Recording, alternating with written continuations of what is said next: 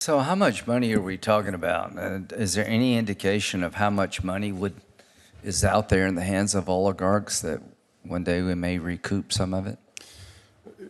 It's a fantastic question. It's a difficult one to parse. There are hundreds of millions of dollars, hundreds of millions of euros that exist in different forms that we know. So we're talking about multiple billions.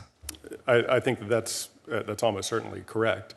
Whether that is in the form of assets that are criminal proceeds and thus forfeitable is a different question than assets that can be frozen today and may be confiscated. But the point is, anything we can find that is legally allowable helps Ukraine, takes a little burden off the American taxpayer?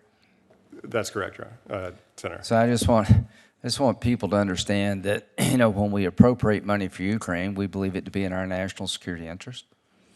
But if there are other ways to get money into the system that would help Ukraine and hurt the mafia state in Russia, let's do it.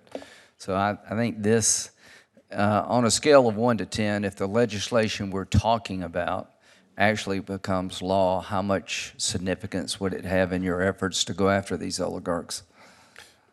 Hard to put it on a scale of 1 to 10. I do believe, and I am aware of instances in the past where, had these provisions been in place, there would have been opportunities to take even more aggressive action. So you think it would be significant if Congress gives you these tools? I do.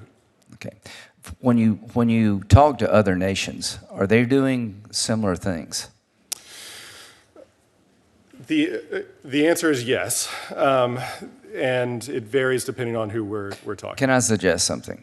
We have a sort of a NATO effort here to help Ukraine.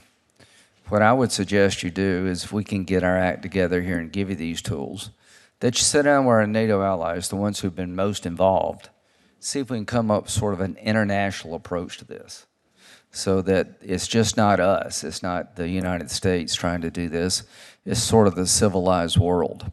Take your task force idea and internationalize it. Does that make sense? It does, Senator, and indeed there are people around the world who are thinking along exactly the same lines. So how about this? Why don't you get back to us in the next 3 or 4 weeks, if you can, and give us, the committee, an update about where you stand with this effort. And most of us travel the world, know some folks around the world. I would gladly pick up the phone and call somebody if it would aid your cause to get them to replicate what we're doing. Because the way we win this thing is just not the United States, Mr. Chairman, it's sort of the civilized world joining the United States. So I want to thank you and Attorney General Garland for this task force. I think you're onto something, and I believe if we pass this legislation, you'll have more tools to get this done sooner rather than later. Thank you. Thank you.